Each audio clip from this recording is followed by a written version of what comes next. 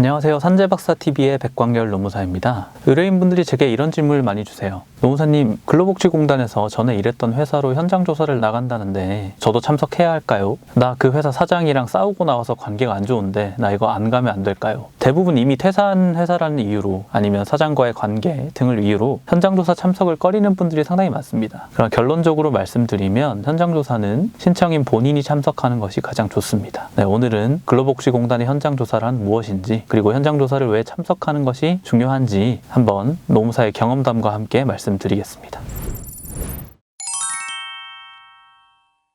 현장 조사란 업무상 질병의 조사 및 판정 절차 중 하나로 근로복지공단 담당자와 같은 조사 담당관들이 실제 신청인이 일했던 현장에 방문하여 유해 요인, 질병을 유발할 수 있는 요인 등이 무엇이 있는지 확인하는 절차를 말합니다. 구체적으로 다음과 같은 경우에 현장 조사를 시행하는데요. 반복적인 신체 부담 업무로 근골격계 질병이 발생한 경우, 업무상 과로 또는 스트레스로 뇌혈관, 심장 질병 또는 정신질환이 발생되었다고 신청인이 주장한 경우로서 과로 또는 스트레스에 대한 사실에 대하여 현장 확인이 필요한 경우, 그 밖에 유해인자 또는 화학물질에 의한 질병이 발생된 경우로 소속 기관장이 현장 확인이 필요하다고 판단하는 경우에 현장 조사를 실시하게 되어 있습니다. 쉽게 말해 근로자 본인이 일한 작업 환경, 생산량, 노동 강도 등을 직접 조사하여 질병과 업무와의 연관성을 확인하는 절차라고 생각하시면 됩니다.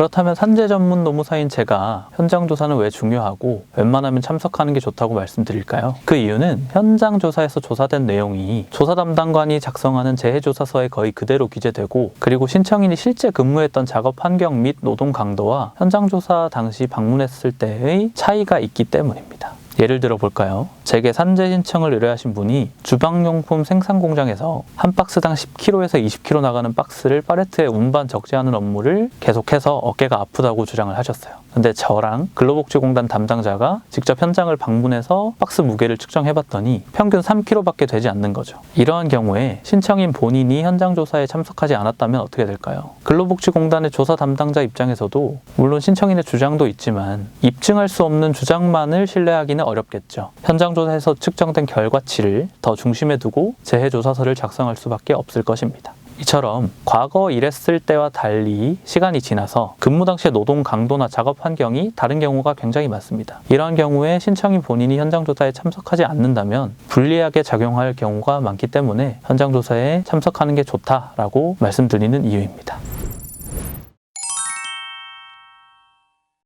저도 지금까지 산재 전문 노무사로 일하면서 정말 많은 현장 조사에 참석해왔는데요. 신청인 본인이 참석하지 않아 현장 조사가 엉망으로 진행된 경우가 있겠죠. 그럼에도 불구하고 승인된 사례를 소개해 드리겠습니다. 앞서 말씀드린 주방용품 생산공장 근로자로 일하신 분의 사례인데요. 신청인 분께서는 제품 조립된 제품을 운반, 완제품을 박스에 포장, 그리고 박스 포장이 완료된 제품을 팔레트에 6단 높이로 적재하는 업무를 수행했다고 하였습니다. 그리고 한 박스당 무게는 평균 10에서 20kg 정도라고 합니다. 그래서 공단 담당자와 함께 공장을 방문하니 현장 소장이 이렇게 말했습니다. 조립된 제품을 운반하거나 박스 포장이 완료된 제품을 팔레트에 적재하는 업무는 남자 근로자만 수행했다. 그리고 주방용품은 가볍기 때문에 한 박스당 3kg에서 5kg 정도밖에 되지 않는다. 그리고 팔레트 적재는 4단 이상 하지 않기 때문에 어깨에 무리가 갈 정도로 높이 들어올리지 않는다 라고 하였습니다. 그래서 실제 박스 무게를 측정해봤죠. 그랬더니 정말로 평균 3kg 정도밖에 되지 않았어요. 그리고 공장 내부에는 전부 4단으로 적재되어 있었습니다.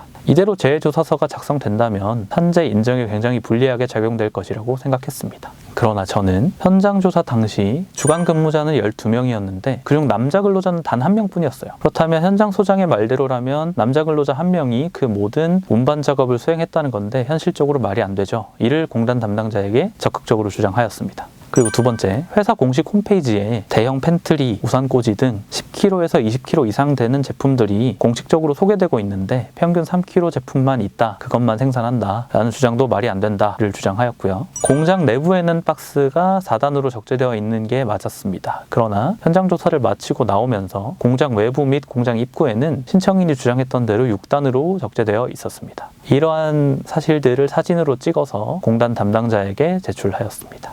그 결과 다행히 신청인 주장에 신뢰성이 있다고 판단되었고 신청인은 직업병 산재를 인정받으실 수 있었습니다. 오늘은 현장 조사가 무엇인지, 그리고 왜 신청인 본인이 현장 조사를 참석하는 게 중요한지 저와 함께 알아보았습니다. 현장 조사 참석이 정말 어렵다, 몸이 정말 불편하다든지 사장이랑 너무 관계가 안 좋다든지 그런 분들의 경우에는 사건 진행을 의뢰한 노무사에게 최대한 자세히 작업 환경이나 당시의 노동 강도, 작업량 등을 말씀해 주시는 게 좋습니다. 그리고 현장 조사 참석이 어렵다고 하면 함께 일했던 동료의 진술을 확보하는 것도 산재 인정에 굉장히 유리한 자료로 작용할 수 있습니다. 네, 오늘은 이렇게 현장 조사란 무엇인지, 현장 조사 참석이 왜 중요한지에 대해 함께 알아보았습니다. 영상 시청해 주셔서 감사합니다.